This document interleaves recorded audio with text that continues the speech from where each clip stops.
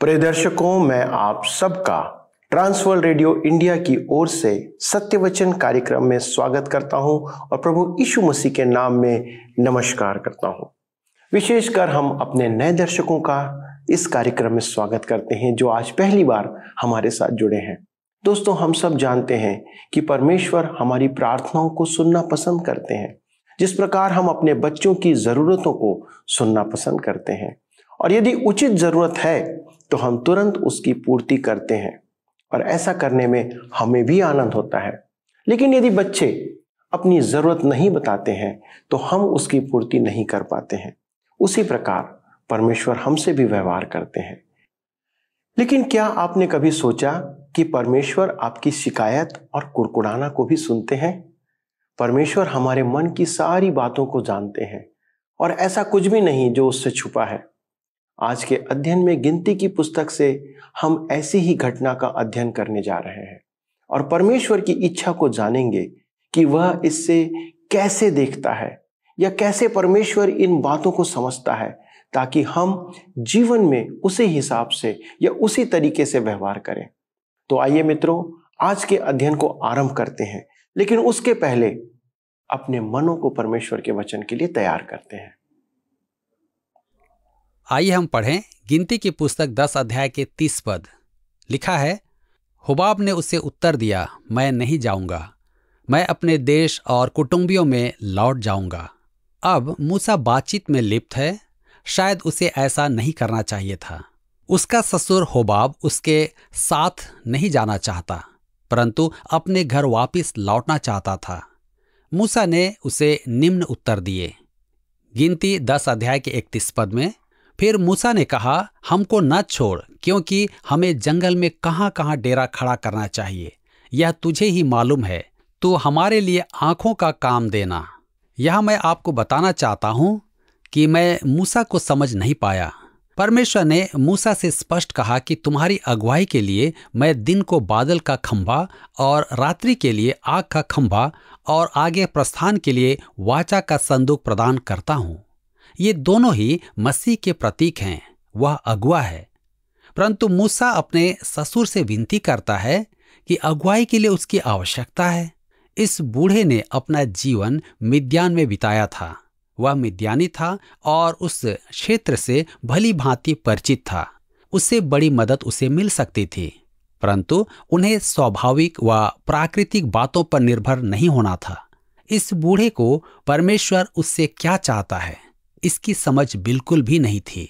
दुर्भाग्यवश कलीसिया भी विशेषज्ञों व निपुण लोगों की बात सुन रही है जो आत्मिकता से बिल्कुल परे हैं। फलस्वरूप कलीसिया अपने फूल भरे पथ से भटक जाती है और अनेक बार भारी कठिनाई में पड़ती है। आज के कलीसियाई अगुओं पर कितनी बड़ी जिम्मेदारी है। जैसे कलीसिया के सेवकों और पुरोहितगण अन्य पदाधिकारियों पर। क्या आपको निश्चय है कि मसीह आपकी कलीसिया का सिर या प्रधान है? क्या वह आपकी अगुवाई करता है, या आज आप किसी मनुष्य से सलाह करने जाते हैं? वही आपकी आंख बन जाता है, अर्थात मार्गदर्शक। मित्रों, मूसा ने यहाँ गलती की है। मूसा इस प्रकार की गलती कर सका क्योंकि वह पापी था। मजेदार बात तो यह है कि उसने अपनी गलती को अपने ही हाथों से लिखा है। मुझे डर है कि क्या ऐसी गलतियां करने के बाद उनकी चर्चा करते हैं। हमें उन्हें अपने हाथों से लिखना भी चाहिए। आइए हम आगे देखते हैं गिनती की पुस्तक 10 अध्याय 33 और 34 पद।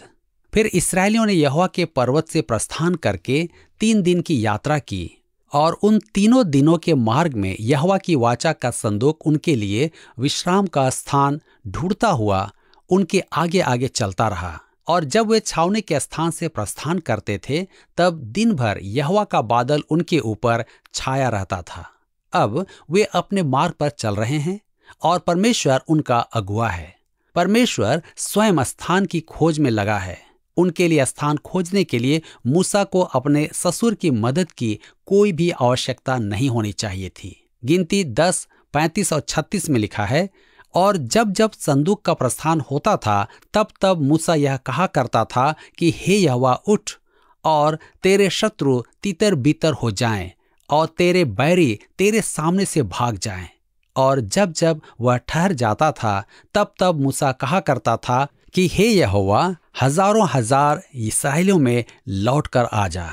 स्पष्ट रूप से यह मूसा की नित्य प्रतिदिन की प्रार्थना का एक सुंदर नमूना है, जिसे वह यात्रा भर प्रातः व संध्या वंदना में करता था। मित्रों, यहाँ पर अध्याय 10 समाप्त होता है और हम अपने अध्ययन को अध्याय 11 से बनाए रखेंगे। इसका विषय है भोजन के लिए कुड़कुड़ाना, बड़बड़ाना, प्रभु को अप्रसन्न करना। इस्राएली लोग सीनै पर्वत छोड़ चुके हैं और अध्याय 11 से 12 में सीनै से कादेश तक की यात्रा का वर्णन है। हम पाते हैं कि जब समस्या खड़ी होती है तो लोग बड़बड़ाने लगते हैं। यह बहुत गंभीर बात थी जिसमें हमारे लिए विशेष शिक्षा भी है। आइए हम देखें गिनती 11 अध्याय के 1 पद को। फिर वे लोग बुड़बुड़ाने और यहोवा के सुनते बुरा कहने लगे। अतः यहोवा ने सुना और उसका कोप भड़क उठा और यहोवा की आग उनके मध्य जल उठी और छावनी के एक किनारे से भस्म करने लगी। जब भी लोगों ने शिकायत की तभी प्रभु की महिमा दिखाई पड़ी। वह उनके कुड़कुड़ाने, बड़बड़ाने से अप्रसन्न हुआ। हमें निश्चित होना चाहिए कि प्रभु आज भी अनेक संतों और आलोचनाओं, उनकी शिकायतों से अप्रसन्न होता है। वे सदा ही दोष ढूंढते और उन्हें कुछ भी अच्छा नहीं मिलता। मित्र, परमेश्वर आपसे ऐसा नहीं चाहता। वह आपको हमेशा एक प्रसन्न और आनंदित मसीही देखना चाहता है। गिनती 11 उसके 2 और 3 में देखते हैं, जब लोग मूसा के पास आकर चिल्लाए और मूसा ने यहोवा से प्रार्थना की, तब वह आग बुझ गई और उस स्थान का नाम तबेरा पड़ा, क्योंकि यहोवा की आग उनमें जल उठी थी। इन शिकायतों के पीछे क्या बात है? शरारती लोग कौन थे? हम उन्हें यहाँ चिन्हित कर सकते हैं और आज भी ऐसे लोगों की पहचान की जा सकती है। गिनती 11 के 4 में लिखा है, फिर जो मिली जुली भीड़ उनके साथ थी वह कामुकता करने लगी और इस्राएली भी फिर रोने और कहने लगे कि हमें मांस खाने को कौन देगा। किसने यह सब आरंभ किया? यह मिली जुली भीड़ थी। आपको याद होगा कि मिश्रित भीड़ में वे लोग थे जिन्हें उनकी स्थिति का कोई ज्ञान नहीं था। वे उस स्थान तक नहीं पहुंच सके कि उन्हें किसी गोत्र का नाम दिया जाता। उन्हें उनके वंशावली के बारे में कुछ भी पता नहीं था। उन्हें नहीं पता कि उनको जंगल यात्रा के लिए निकलना चाहिए अथवा नहीं। उनका आरंभ मिश्रित विवाह की वजह से हुआ। उनमें से कई के माता या पिता एक तो मिस्र देश में व दूसरा इस्राएल के इस शिविर में मौजूद था। मिस्री होने के नाते उन्हें मिस्र देश पसंद था और इस्राएली होने से वह मिलाप वाले तंबू को पसंद करते थे। हमारी कलीसियाएं भी आजकल ऐसे ही लोगों से भरी पड़ी हैं। कलीसिया के लोगों के साथ मिलकर वे कलीसिया जाना पसंद करते हैं। वे अच्छा नैतिक जीवन व्यतीत करने तथा अच्छे समझे जाने के लिए किसी न किसी कलीसिया के सदस्य बन जाते हैं, परंतु सप्ताह के दौरान संसार के लोगों के साथ जीवन बिताते हैं। वे मिली जुली भीड़ के समान हैं। उन्हें नहीं मालूम कि वे किस समूह के अंग हैं, नया जन्म पाया कि नहीं, इसका उन्हें कोई भी ज्ञान नहीं है और न ही उन्हें अपनी वंशावली का ज्ञान है। एक प्रभु का दास होते हुए मैंने अनेक वर्षों में यही अनुभव किया है कि कलीसिया में गड़बड़ी करने वाले लोग इसी मिली जुली भीड़ में से हैं। वे दुनिया के लोगों के हमराही और कलीसिया के लोगों के संगी भी हैं। वे कलीसियाई दावत में आनंद लेते हैं, पर बाइबल अध्ययन उन्हें पसंद नहीं है। वे यात्रा में आगे बढ़कर साक्षी संदूक के निकट नहीं चलना चाहते हैं, परंतु पीछे इसलिए चलते हैं कि समय आने पर वहां से भाग निकलें। उन्हें अपने विश्वास के बारे में भी कुछ ज्ञान नहीं होता। दूसरों को आत्मिक आशीषें प्राप्त करते देखकर उन्हें कुछ भी आनंद प्राप्त नहीं होता। कलीसिया में उन्हें बेचैनी सी लगती है, परंतु संसार में भी उन्हें शांति नहीं मिलती। वे कहीं भी फिट नहीं हो पाते। वे किसी गोल छल्ले में चौकोर डंडी के समान हैं। ये ही वे लोग हैं जो शरारती हैं और सभी समस्याओं को जन्म देते हैं। अब यहाँ जंगल में आप क्या सोचते हैं कि उन्हें क्या चाहिए था? जरा उनकी सुनिए। गिनती 11 अध्याय 5 और 6 में लिखा है, हमें वे मछलियां स्मरण है जो हम मिस्र में सेंतमेंत खाया करते थे, और वे खीरे और खरबूजे और गंदने और प्याज और लहसुन भी। परंतु अब हमारा जी घबरा गया है। यहाँ पर इस मन्ना को छोड़ और कुछ भी देख नहीं पड़ता। ध्यान दे कि उन्हें किन चीजों की याद आती थी। प्रत्येक वस्तु जो उन्हें पसंद थी। मछली के अलावा अन्य सभी मसाले उनके पास हैं। निर्जन जंगल में वे मछली नहीं पकड़ सकते थे क्योंकि वहां कोई तालाब नहीं था। मिस्र की मछलियां उन्हें याद आती थीं। वहां खूब मछली मिलती थी। मेरे विचार में वे उन्हें खा खाकर थक गए थे, परंतु अब केवल याद ही बाकी रह गई थी और अब केवल चाहत और लालच की पिपासा थी।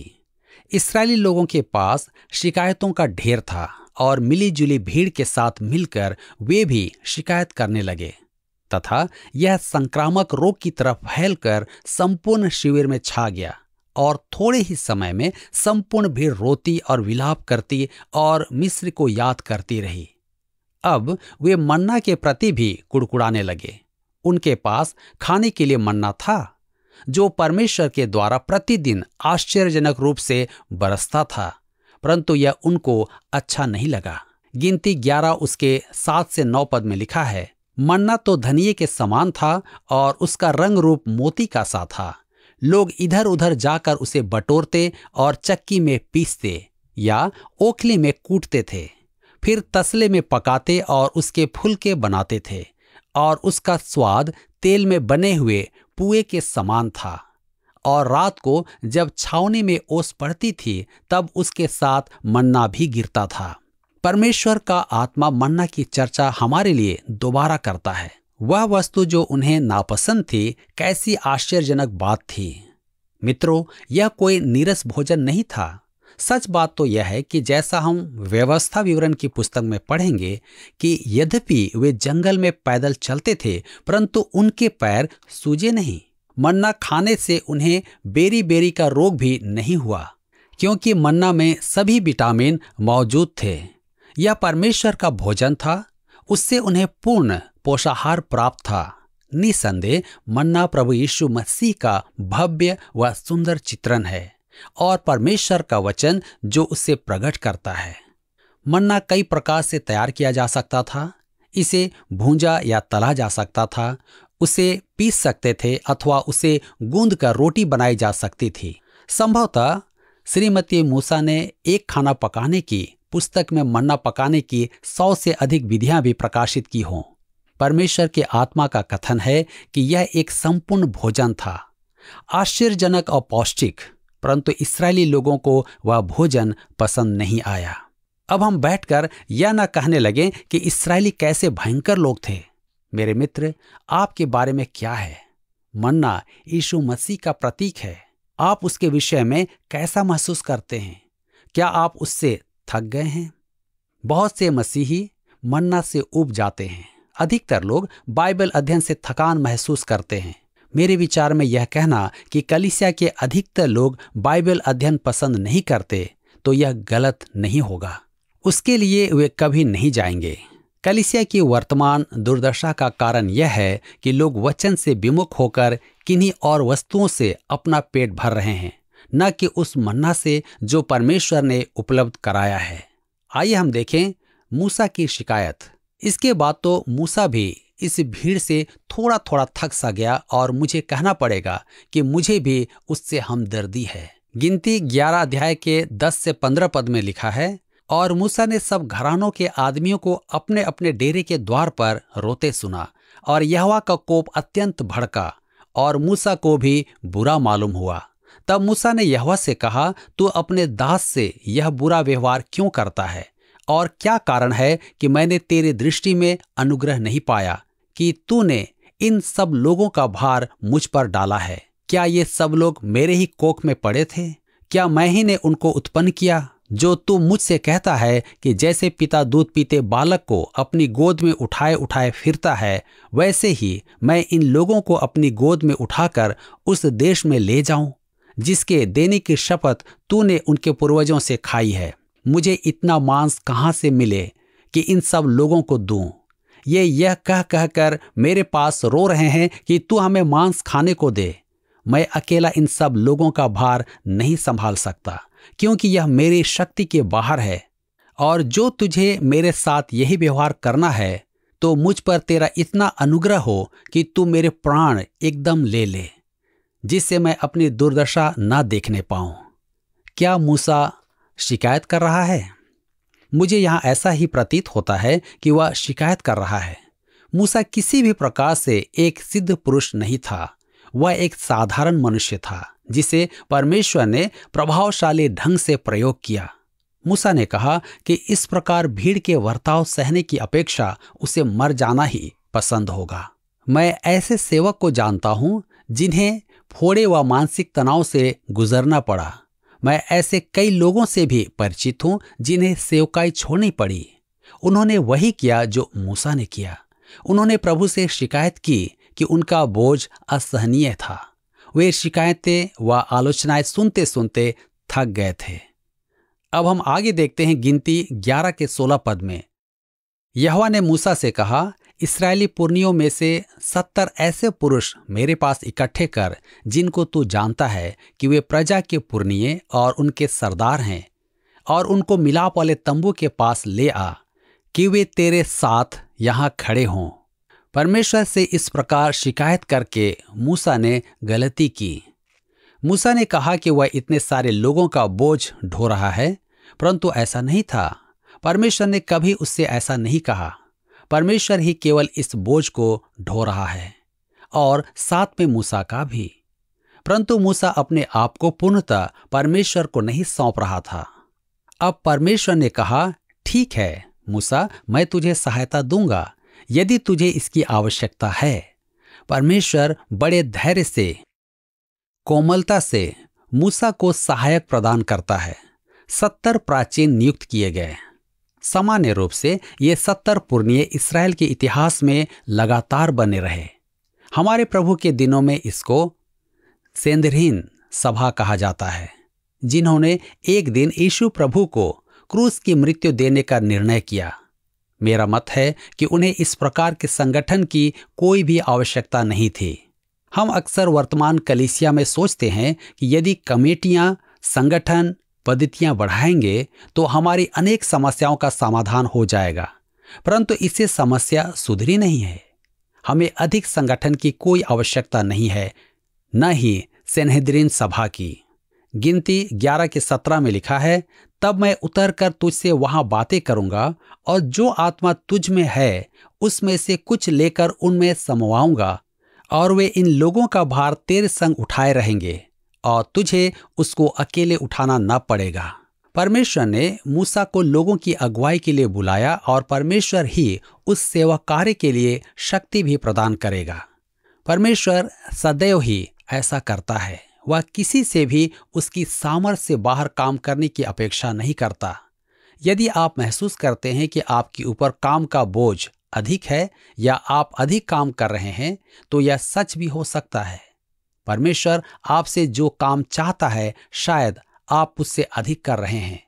परमेश्वर अपने प्रियों पर आवश्यकता से अधिक बोझ नहीं डालता। गिनती 11 उसके 18 से 20 में लिखा है, और लोगों से कह, कल के लिए अपने को पवित्र करो, तब तुम्हें मांस खाने को मिलेगा, क्योंकि तुम यहोवा के सुनते हुए यह कह कर रोए हो कि हमें मांस खाने को कौन देगा। हम मिस्र ही में भले थे, इसलिए यहोवा तुमको मांस खाने को देगा और तुम खाना। फिर तुम 1 दिन या 2 या 5 या 10 या 20 दिन ही नहीं, परंतु महीने भर उसे खाते रहोगे, जब तक वह तुम्हारे नथनों से निकलने न लगे और तुमको उससे घृणा न हो जाए, क्योंकि तुम लोगों ने यहोवा को जो तुम्हारे मध्य में है तुच्छ जाना है, और उसके सामने यह कह कर रोए हो कि हम मिस्र से क्यों निकल आए। इस घटना के विषय में परमेश्वर की आत्मा ने जो टिप्पणी की वह बहुत ही रुचिकर है। भजन संहिता 106 में हम देखते हैं, उन्होंने जो मांगा था वह परमेश्वर ने उन्हें दिया, पर उनके मध्य में महामारी भेज दी। जो ऐतिहासिक भजन है, और हम 15 पद में पढ़ते हैं, परमेश्वर ने उनकी विनती सुन ली, पर उनकी आत्मा शिथिल हो गई। मेरी कल्पना में उनमें से कई इधर उधर दौड़ते हुए कहते फिरें कि उनकी प्रार्थना सुन ली गई, परंतु उस कीमत को ध्यान से देखें जो उन्होंने चुकाई। फिलिपियों की पत्री 4:6 में लिखा है, किसी भी बात की चिंता मत करो, परंतु हर एक बात में तुम्हारे निवेदन, प्रार्थना और विनती के द्वारा धन्यवाद के साथ परमेश्वर के सम्मुख उपस्थित किए जाएं, क्योंकि हमें पता है कि परमेश्वर हमारी प्रार्थना सुनेंगे और उत्तर देंगे। बहुत सी बार परमेश्वर प्रार्थना के उत्तर में ना कहेंगे, जो सबसे उत्तम उत्तर होता है। कई बार जो बात हमारे लिए उत्तम नहीं होती है, हम उनके लिए प्रार्थना करते हैं। यदि हम मांगते रहें और तकरार करते रहें कि परमेश्वर उत्तर दे, परंतु उससे हमारी आत्मा शिथिल होगी। मैं एक व्यक्ति को याद करता हूं जो कलीसिया में पदाधिकारी था, जहां मैं सेवा करता था। वह मेरे पास आया और उसके लिए प्रार्थना के लिए विनती करने लगा। उसका धंधा धीमा पड़ गया था और वह अपने व्यापार पर आशीष चाहता था, क्योंकि उसकी सोच में यदि वह इस कठिन परिस्थिति से पार हो जाए तो बहुत धनी बन जाएगा। मैं एक नया प्रचारक था और मैंने तुरंत प्रार्थना की कि परमेश्वर उसे धन दे जिससे उसका व्यापार चमक जाए। उसने भी प्रार्थना की और परमेश्वर ने हमारी प्रार्थनाओं को सुना और वह शीघ्र ही धनवान हो गया। और यह बात उसके जीवन में बहुत भयावह सिद्ध हुई। जब तक उसके पास अधिक पैसा नहीं था, वे सुखी परिवार के रूप में जीवन व्यतीत करते थे। पैसा आने पर उनके सभी बच्चे बिगड़ गए। परमेश्वर ने उनकी प्रार्थना सुन ली, परंतु आत्मा शिथिल पड़ गई। परमेश्वर ने मूसा को बताया कि एक पूरे माह वे मांस खाएंगे जब तक कि वह उनके नथनों से न निकले। यह इसलिए होगा कि उन्होंने परमेश्वर का अनादर किया और उसके समक्ष आंसू बहाए। गिनती 11:21 और 22 पद में लिखा है, फिर मूसा ने कहा, जिन लोगों के बीच मैं हूं उनमें से 6 लाख तो प्यादे ही हैं, और तूने कहा है कि मैं उन्हें इतना मांस दूंगा कि वे महीने भर उसे खाते ही रहेंगे। क्या वे सब भेड़ बकरी, गाय बैल उनके लिए मारे जाएं कि उनको मांस मिले? वह क्या समुद्र की सब मछलियां उनके लिए इकट्ठी की जाएं कि उनको मांस मिले? मूसा परमेश्वर से पूछता है कि वह ऐसा किस प्रकार करेगा। गिनती 11:23 में आगे लिखा है, यहोवा ने मूसा से कहा, क्या यहोवा का हाथ छोटा हो गया है? अब तू देखेगा कि मेरा वचन जो मैंने तुझसे कहा है वह पूरा होता है कि नहीं। परमेश्वर ने उत्तर दिया कि वह ऐसा करेगा। जब प्रभु कहे कि वह ऐसा करेगा, तब हमें उससे कुछ भी पूछने का अधिकार नहीं रहता और उसको हमारी कैसे पूछने की आवश्यकता भी नहीं है। वह स्वेच्छा से सभी कार्य संपन्न करता है। गिनती 11 अध्याय उसके 24 और 25 पद में हम पढ़ते हैं, तब मूसा ने बाहर जाकर प्रजा के लोगों को यहोवा की बातें कह सुनाई और उनके पुरनियों में से 70 पुरुष इकट्ठा करके तंबू के चारों ओर खड़े किए। तब यहोवा बादल में होकर उतरा और उसने मूसा से बातें की, और जो आत्मा उसमें था उसमें से लेकर उन 70 पुरनियों में समवा दिया। और जब वह आत्मा उनमें आया तब वे नबूवत करने लगे, परंतु फिर और कभी न की। ध्यान दीजिए कि पहले की अपेक्षा वास्तव में अभी कुछ अधिक सामर्थ्य नहीं थी। पहले की अपेक्षा बहुत अधिक मशीनरी थी, परंतु शक्ति नहीं थी, क्योंकि वह आत्मा उनके बीच बढ़ चुकी थी। क्या आपको यह कार्यक्रम पसंद आया? अभी हमें एक मिस कॉल करें और आप अगले विजेता हो सकते हैं।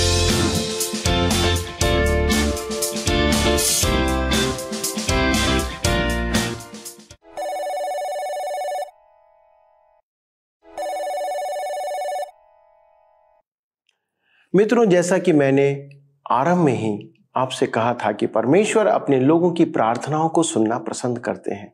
परमेश्वर प्रार्थना के माध्यम से बातें करना भी पसंद करते हैं और उसके उत्तर के रूप में हमें आशीष देना चाहते हैं। दोस्तों, ये हमारे जीवन का परमेश्वर के साथ संबंध का एक प्रतीक है, उस पर भरोसा और विश्वास का प्रतीक है। जब इस्राएली लोग परमेश्वर के ऊपर बुड़बुड़ाकर अपनी बातों को कहने लगे तो परमेश्वर का क्रोध उन पर भड़क उठा। प्रियो, कई बार हम प्रार्थना के बदले इसी प्रकार का व्यवहार करते हैं। आज की घटना हमें इस बात का सबक सिखाती है कि परमेश्वर के सम्मुख शिकायत के साथ नहीं, परंतु हमें नम्रता के साथ प्रार्थना में आना है। वह हमारी निश्चय सुनेगा। कई बार जब हमारे अनुसार कार्य नहीं होता है तो हम परमेश्वर से नाराजगी व्यक्त करते हैं। याद रखें, कहीं ऐसा करके हम परमेश्वर की परीक्षा तो नहीं कर रहे हैं जैसा इस्राएलियों ने किया था। हम ये भी देख लें कि मिले जुले समूह के कारण, अर्थात उन इस्राएलियों के मिस्रियों से विवाह के वंश के कारण और मांस के प्रति कामुकता प्रकट करते हुए उन्होंने पाप किया। हमें ध्यान रखना है कि कहीं हमारे बच्चे भी अविश्वासियों के साथ मेल से परमेश्वर के मार्ग से भटक तो नहीं रहे हैं। ये बाइबल अध्ययन इसलिए भी है कि आप सब परमेश्वर के साथ अपने संबंधों को मजबूत कर और जान सकें कि हमें परमेश्वर के विरोधी नहीं बनना है, परंतु उसके साथ सहभागिता में बढ़ना है। इस पर विचार करें। आज आपकी स्थिति क्या है? परमेश्वर आपके मन को, आपकी दर्शन को और आपकी बातों को जानते हैं और परमेश्वर चाहते हैं कि आप उसके साथ निरंतर चलते रहें। आइए हम प्रार्थना में समर्पण करें और फिर से अपने जीवन को प्रभु के सामने समर्पित करें। हमारे स्वर्गीय पिता, हम धन्यवाद देते हैं कि आपने हमें चुना है। प्रभु, आपने हमें यह प्रार्थना का वरदान दिया है कि हम प्रभु यीशु के द्वारा से अपनी विनतियों को, अपनी आवश्यकताओं को आपके सन्मुख रख पाते हैं। लेकिन हम विनती करते प्रभु कि हमारी सहायता करें कि हम कठिन परिस्थितियों में और विरोध के समय में प्रभु आपके प्रति बुड़बुड़ाए नहीं। अपनी कमी और घटी में प्रभु जी किसी प्रकार से हम उत्तेजित ना हो और ऐसा उत्तेजित होकर के प्रभु आपके विरुद्ध में बातें ना करें, परंतु अनुग्रह करें पिता कि हम धैर्य के साथ, धीरज के साथ अपने जीवन में विश्वास और भरोसा रखते हुए अपनी विनती और प्रार्थनाओं को आपके चरणों पर रखने पाए। क्योंकि हमारा ये विश्वास है प्रभु, आप समय के साथ अपनी योजना के अनुसार इन सब बातों में अपनी महिमा को प्रकट करते हैं। हमारे सभी दर्शकों के साथ मिलकर के प्रभु हम आज इसी बात के लिए विनती करते कि हमें धैर्य और सामर्थ्य दें कि हम प्रभु जी आपके वचनों के आधार पर धैर्य के साथ आपके साथ चलते रहें और अपनी बुलाहट के योग्य फल लाएं। हमारे प्रभु यीशु मसीह के नाम से इस विनती को मांगते हैं, आमीन।